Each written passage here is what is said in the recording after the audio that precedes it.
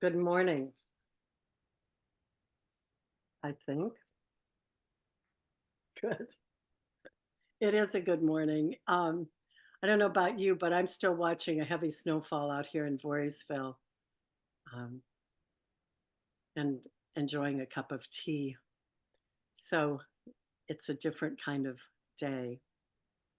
I'm going to offer these words as we come together from the Reverend Richard Gilbert, what we share. Let us celebrate the common rituals that make us kin, the poignancy of welcome and farewell, the anguish of defeat, the tender touch of those who call us friend, the exuberant joy of birth, the empty space in our hearts when a loved one dies, the ultimate loneliness that each knows, the warm embrace of comrades who welcome us to the celebration of life.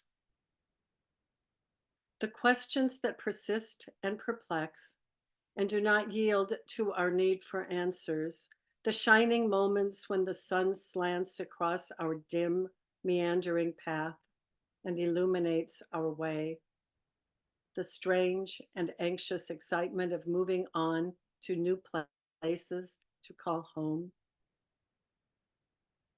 the fragments of frustration when our best efforts yield pitiful results, the helplessness we feel in a world that sometimes presents only problems, the high joy when some small victory for humanity is won and we have helped make it happen. In all our moments of doubt and despair, of problem and pain, let us remember the common lot shared by our common kin in all our times of triumph and truth, of faith and fortitude. Let us celebrate what we share. We are, after all, in this together. Welcome to our snow time service. Please join us as we light our chalice with the words that will appear next on the screen. Welcoming all free seekers of truth and meaning. We gather to excite the human spirit, to inspire its growth and development, to respond morally and ethically to a troubled world, and to sustain a vital and nurturing religious community.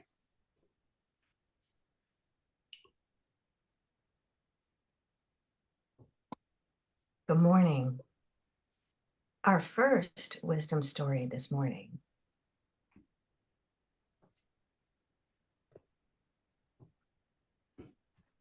is On the Day You Were Born by Deborah Fraser. On the eve of your birth, word of your coming passed from animal to animal. The reindeer told the Arctic terns, who told the humpback whales, who told the Pacific salmon, who told the monarch butterflies, who told the green turtles, who told the European eel, who told the busy garden warblers, and the marvelous news migrated. While you waited in darkness, tiny knees curled to chin, the earth and her creatures, with the sun and the moon, all moved in their places, each ready to greet you the very first moment participants of the very first day you arrived. On the day you were born, the round planet Earth turned towards your morning sky, whirling past darkness, spinning the night into light. On the day you were born, gravity's strong pull held you to the earth with a promise that you would never float away. While deep in space, the burning sun sent up towering flames lighting your sky from dawn until dusk. On the day you were born, the quiet moon glowed and offered to bring a full, bright face each month to your windowsill. While high above the North Pole, Polaris, the glittering North Star, stood still, shining silver light into your night sky. On the day you were born, the moon pulled on the ocean below, and wave by wave, a rising tide washed the beaches clean for your footprints. While far out at sea, clouds swelled with water drops, sailed to shore on a wind, and rained you a welcome across the earth's green lands. On the day you were born, a forest of tall trees collected the sun's light in their leaves, where, in silent mystery, they made oxygen for you to breathe. While close to your skin and as high as the sky, air rushed in and blew about, invisibly protecting you and all living things on earth. On the day you were born, the earth turned, the moon pulled, the sun flared, and then, with a push, you slipped out of the dark quiet where suddenly you could hear a circle of people singing with voices familiar and clear. And that is the end of our story. Next, we're going to see some pictures of babies and young children connected to us here at Albany UU. And then we'll have a reflection from Mike Myers on what it's like when a child is mostly grown up and is ready to graduate from high school. Good morning, everybody. Katie's been sick the last couple of days, so I'm going to be pinch hitting for her this morning. 2024 marks the year in which Katie will be a high school student in the winter and the spring, and then transition to a college student in the summer and fall. I remember many years ago when I was a high school senior, feeling like in the second part of senior year that I was already halfway out the door. And I expect she'll experience some of those same feelings. Trying to focus on completing her studies at Albany High and on enjoying activities such as mock trial and the school musical, while wondering what her college experience will bring. Old friends she'll miss, the new ones she'll make. It's a lot. As her dad, I share many of these conflicting feelings. I want to focus on the present, on enjoying all of these high school lasts, her last concerts, mock trials, and shows. But I'm also excited to dream along with her about what's to come next. Both Anne and I are grateful that we can be part of that journey.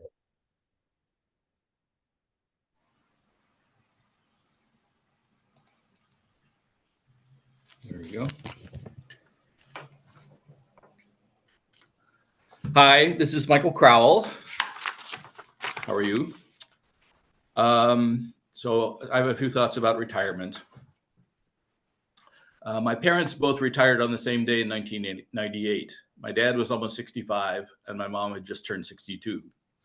They were both retiring from second careers, having both started their professional lives as teachers overseas and ended them working in the private sector in the US.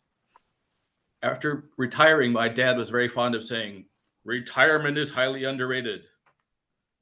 I'm not sure exactly who he thought was denigrating retirement, perhaps his former capitalist overlords, but for some reason, the phrase really stuck with me. Fast forward 25 years to July of 2023. I was 62 and a half and working as an analyst at the New York State Health Department in Albany. My own career had gotten off to a slow start and gone through many more iterations than those of either of my parents, and that was just in my 20s. Seeing me floundering, my dad gently suggested that a steady job provides a platform from which to view the world. That seems to have finally sunk in. After 2 years of graduate school and several more jobs, I was offered a job as a labor economist at the New York State Labor Department in Hicksville on Long Island. The job sounded interesting, and the guy who was to be my boss seemed and was super nice. I took the job. It was tedious at times, and it didn't pay very well, but mindful of my dad's admonition, I stuck with it. In hindsight, I'm very glad that I did, since 28 years later on, July 11, 2023, to be precise, New York State began paying me not to work. What a concept. I discovered that my dad had been right all along. Retirement is highly underrated. I'm coming up on the 6th-month anniversary of retiring this next week. And so far, I have not regretted the decision or missed my old job one bit. What have I been doing with my time in the interim? What have I been doing with my time in the interim? I tried to hang on to the good things from my pre-retirement life. These include regular physical exercise, the community at Albany UU, especially the choir, foreign language conversation groups in French, Russian, and Spanish. Every week hosting a former DOH colleague who lives in Westchester County and faces a commute of more than 2 hours each way to his job. So I let him bunk with me. And finally, the search for love in all its forms. Stay tuned for more updates.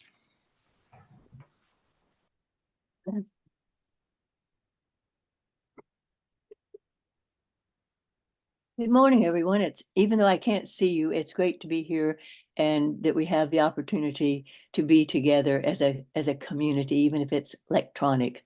It's great to be here. Good morning, and thank you for being here. It's been an interesting time since Reverend Lynn asked me to share something about my recent transition from living at home in Guilderland to moving to Beverwyck here in Guilderland as well, or Slinger, I should say Slingerlands. Some of you here have already made that transition and know what the experience is like. I had been living at home in Guilderland for 30 years, enjoying my backyard and the neighborhood I lived in, and was not really wanting to move, but it was time. My physical body and brain were not going to get younger with time, and I thought, time to move. So what's it been like so far, that move and the transition from my home to create a new home? Truth be told, I wish I was still at home and enjoying the backyard and living in Guilderland, but I'm also enjoying the changes and opportunities as I've moved to Beverwyck recently. The best part of the move to Beverwyck is, of course, you can guess, the interesting people living there, being able to enjoy good conversations and interesting activities going on daily, although I'm still partway home and still finishing up things there. As an aging senior citizen, I'm enjoying it and I'm thankful to connect with others of like mind and interests here, as well as being able to maintain my wonderful connections with Albany U. It's great that we have this opportunity and the technology to connect with each other on a lovely snowy morning. Thank you for being here. Anyway, is this any better? I really hope that this works this time. Yes, we hear you. Awesome. Okay, that was successful then. Anyway, I'm Xanthi. You may have seen my name floating around on some of your orders of service or in emails. My name is a little bit weird, but it is pronounced Xanthi with like a Shakespearean "the" at the end. I do use they, them pronouns, and I've been the church's office assistant since mid-October of, I guess, what is now technically last year. Folks have been very welcoming here, and it's nice to finally be able to introduce myself to so many of you. People will come in through the offices and, we'll meet that way. I promise I'm not violating any child labor laws, despite how young I may look. You think I'm joking, but this concern has been expressed to me before. I am 22 years old. I'll be the first to admit that to my family and friends, me working at a church is pretty ironic. I have been asked by a few different members of the congregation if I have any type of church or faith background at all, and I'll be the first to tell you that I do not. No one in my immediate family does either, so it's kind of a unique opportunity to be here. My great-grandparents were Mormons on paper, but alcoholics in practice, and if you know anything about Mormonism, alcoholic drinks are kind of a no-no. And my Aunt Joy was famously kicked out of Sunday school for telling the other kids that dead people rot like apples. I think she was around maybe 7 or 8 years old at this point in time. And my mom still jokes about how she, when I think I was around 7 or 8 years old, told me that God wasn't real, but Santa is, so I better believe in him. So I don't know. We're fun. So you might not believe me when I say I feel pretty at home here already. I have a lot of experience working with nonprofit organizations and working with straightforward and open-minded people. But I have a lot of respect for religion, even if I don't have a lot of experience with it. The biggest transition to this job that this job has presented with me has less to do with the church itself or the culture, and more with how I personally relate to my future. Reverend Hadi consistently looks for ways to tie my work here back to my career ambitions. So when I first interviewed to work here, I told her that I liked the idea of leading some type of environmental advocacy organization. And I feel super flattered when she reminds me of that. When she brings it up, it tells me that she can see that future for me, which is really validating coming from someone with a lot more experience. But I'll admit that I also feel uncomfortable and unsure when she mentions it, because she can see that future for me, but can I? Was I lying, or was I just saying what I think people want to hear when I brought that up? There's a lot of uncertainty in this world around our climate's breakdown and the instability of our institutions. And I usually feel like I'm going through the motions of what a young person should be doing. But now that I've been given this opportunity to start building my career and bridging that gap from being a student to becoming a young professional, I realize that I'm still building something. Even if I'm unsure or scared or kicking and screaming, I'm still moving forward. I think my discomfort means that I still have some growing to do, and I can't tell you how this transition will end up. I am looking forward to retirement already. I can't even tell you if life transitions like this even do have an end. Maybe life is just a constant state of discomfort. I think about this stuff a lot. But I do feel like I'm in very good company here while I figure it out. And again, it is really nice to meet all of you. So I'm glad that you guys could hear me.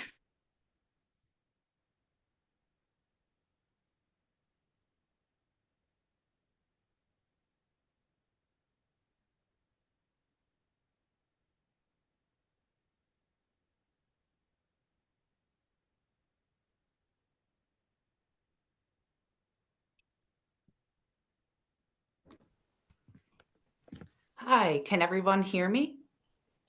Yes, we can. Yay, excellent. So many of you know my father passed away last year. So I'll be speaking about losing a loved one. As a child, I had grandparents and a great aunt who died of what I was told was old age. I had an acceptance of death when it came to the end of a long life. Add in the Catholic idea of redemption, heaven, and holy peace, and death was a gift to those whose time on earth had ceased. But dying, dying in old age is something else. And yet I confess my ignorance of the great spectrum of experience. I spoke with cousins at their 93-year-old father's funeral the other night and heard of a one-day sleep followed by a day of immobility before labored breathing and death. So tidy and deliberate. I have only this one death process that I was intimate with so far. From my perspective, the harshest indignities, needing your children to feed and bathe you, lying in a big bed in the living room where your recliner used to be, staring at the white ceiling instead of the New York Giants on TV, talking about going home, or worse, saying things that sound like commands we can't fulfill, as the words are gibberish. This from a fearful sort of father who was tall and born in the winter of the Great Depression with half a roof over his head. The guy who threw his slipper at you from that same spot in the living room 40 years earlier when he didn't want to leave his recliner, but you disobeyed him by talking on the one rotary phone in that one room too long. The lingering positives, like an army, my siblings, mother, and I strategized and celebrated our small victories. He held a cup of coffee and drank it. He perked up for his granddaughter and called my mother by name. We embraced for several minutes one Sunday eve, while the family bustled around us eating pizza and watching football. The family grew tighter, uniting for a purpose. The war may be lost, but the battles were heroic, with celebrated victories amidst sacrifices along the way. Ultimately, my father died at home, a month shy of 90, with mother nearby. No dramatic gasping or morphine shots, a good death. I rushed over and held his hand to feel the warmth leave over the next hour. The crew arrived while my children, the youngest, were at school unaware. We began to put in motion our preparations and announcements. Death may be the great mystery, but dying over time in hospice is the work of dying. Dying takes time and patience. How can one be skin and bones and still exist? Dementia, Parkinson's, leukemia. What got him in the end? Probably the weakening of functions from Parkinson's, but I will call it old age. Who can believe it would be so hard to finally die once you go down for the count? While I know it can be quick, in my experience, it was 2 months of bedridden burdens, the burden on the dying, the burden of caretaking. It was a slog through ancient mud. May peace be with my father's spirit and all who pass.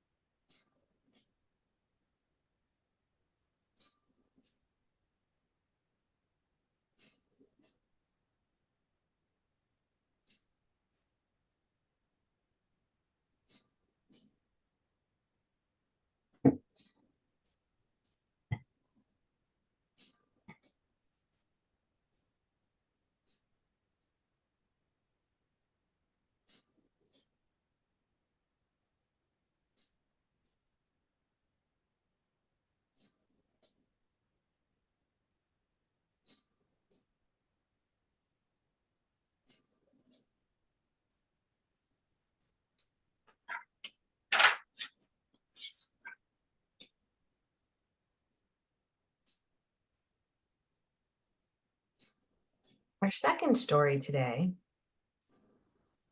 is called You'll Find Me.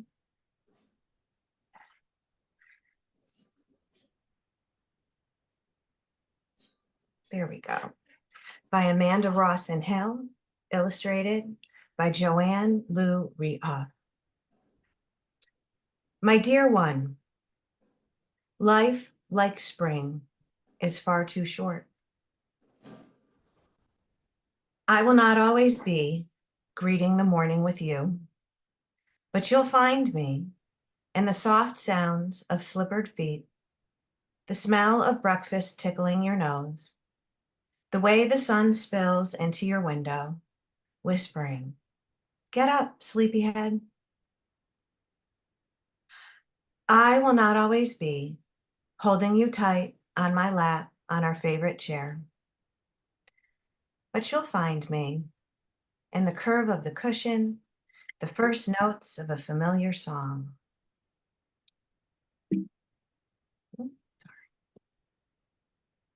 My love will always be, and as long as you look with more than just your eyes, you'll find me. If you learn to watch with your heart, you'll find me all around. In the sigh of spring, a gentle hair-ruffling breeze, the satisfaction of finishing a really good book, something being sipped and savored. Even though you won't always see me waving from the crowd, you'll find me in other ways. The deep breaths at the beginning, the burst of speed at the finish. I'll be in every cheer, and you can do it, even when they're said by lips that aren't mine. Every hug that warms you or lifts you off your feet, every loving glance from eyes that truly see, a listening ear that hears when you're in need, they all will hold a part of me. I will not always be around the table for dinners and holidays, But you'll find me in the flicker of candlelight, the pause between please and thank you, the feel of sprinkles in your palm, the tinkling of silverware and laughter. I will not always be tucking you in and saying goodnight, but you'll find me in the touch of covers under your chin, a wish, a story, a lullaby, a sliver of moonlight falling across your face, that space between waking and dreaming, the soothing shade of your favorite tree. My love will always be. And as long as you look with more than just your eyes, you'll find me. And now we will hear from Thayer Heath with some lessons on living a long life. And as you may recall, we celebrated Thayer's 100th birthday earlier this year.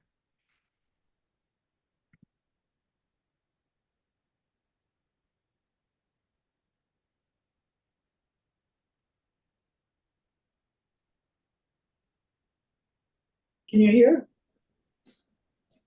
Yes. Living to be 100 years old was something I didn't expect to happen. So I'm on a new and different journey, which is an internal one.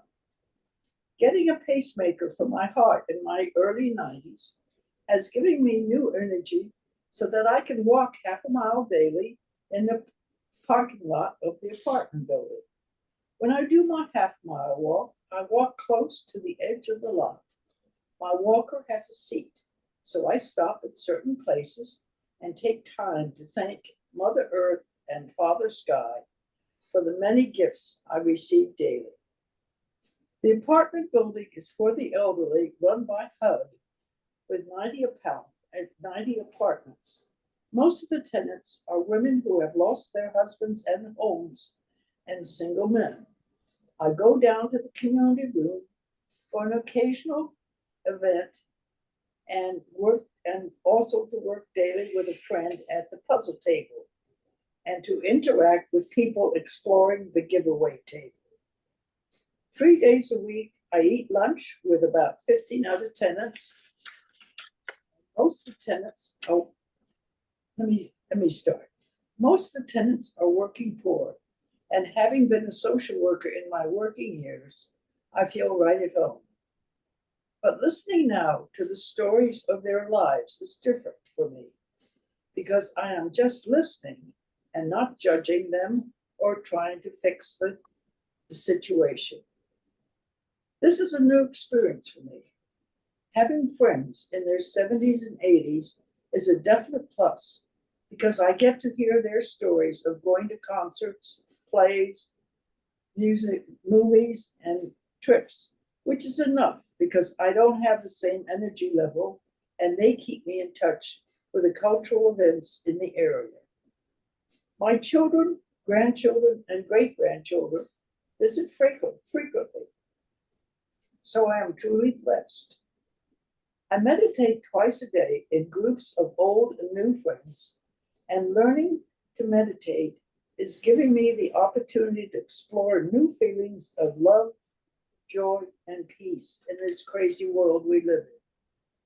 So I'm still learning to live one day at a time, and even 1 hour at a time. Most of all, I'm not afraid of dying. Thanks for listening.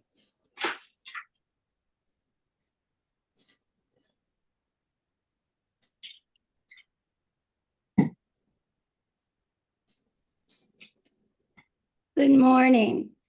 My name is Alice Sage, and I serve today as Pastoral Care Associate.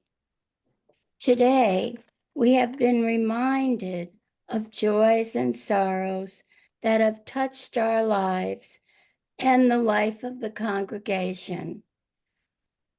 Those that have been shared since the last time we celebrated the Wheel of Life in October 2022. I invite you now in silence to take time to remember and to reflect on the joys and sorrows by which you have been touched.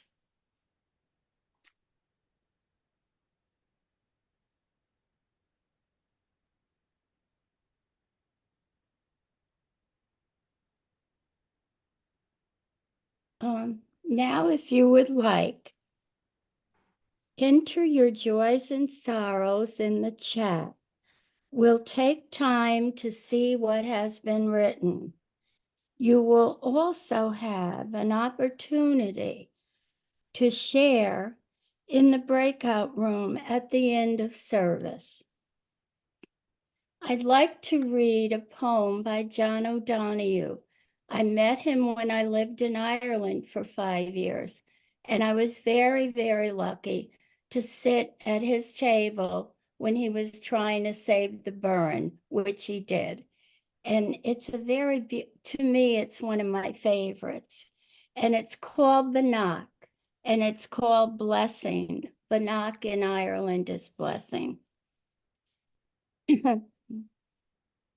On the day when the weight deadens on your shoulder and you stumble, may the clay dance to balance you.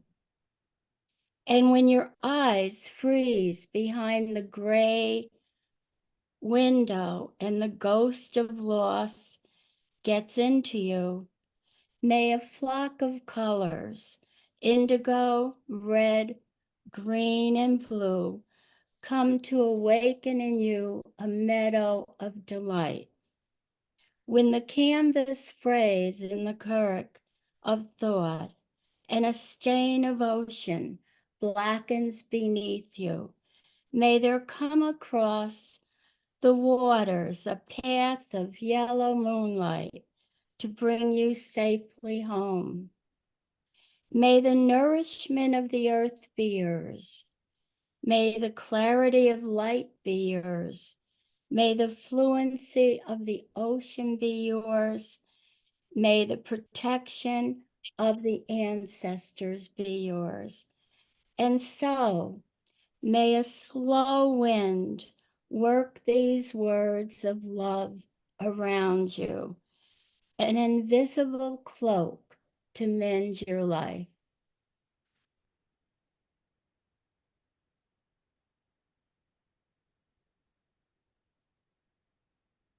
An important way that we celebrate life each Sunday is by offering an opportunity to practice generosity. Members and friends support our congregation with a pledge paid throughout the year. But another way to support the good work of this congregation is by making a generous contribution by way of one of the options shown on the next slide. You can click on the tiny URL link in the chat window to contribute, or you can send a text to the number shown on the screen. The examples on the slide show how to label your text to indicate the amount and the purpose of your gift. The hymn that we will be hearing next is number 350. I'm sorry, it is not. It is Offertory Music is Life, which is by Ludovico Einstadt.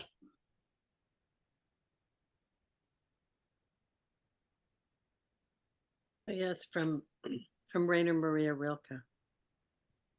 Be patient toward all that is unsolved in your heart and try to love the questions themselves, like locked rooms and like books that are now written in a very foreign tongue. Do not now seek the answers, which cannot be given you because you would not be able to live them. And the point is to live everything. Live the questions now. Perhaps you will then gradually, without noticing it, live along some distant day into the answer. John and Peggy.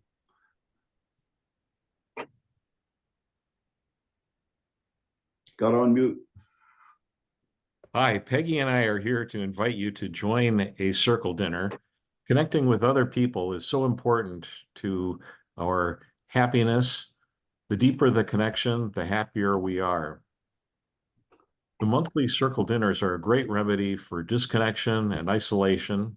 At circle dinners, you have the opportunity to share good food and conversation in a relaxed setting.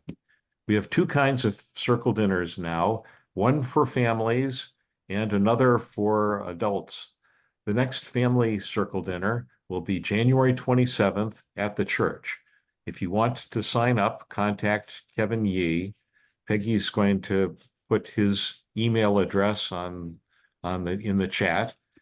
The next circle dinner at home will be held on January 20th, and you can contact me. Circle dinners are usually held on the third Saturday of each month.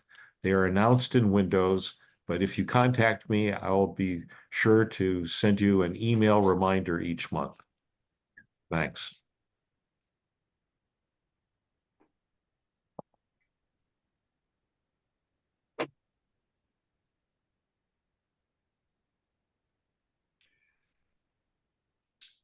Please join us as we extinguish the chalice.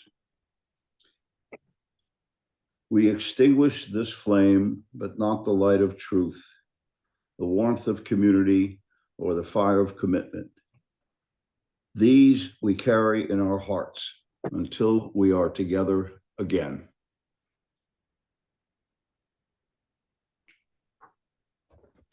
This ends our service, but I believe, Reverend Lynn, will you be available to speak with folks after the service?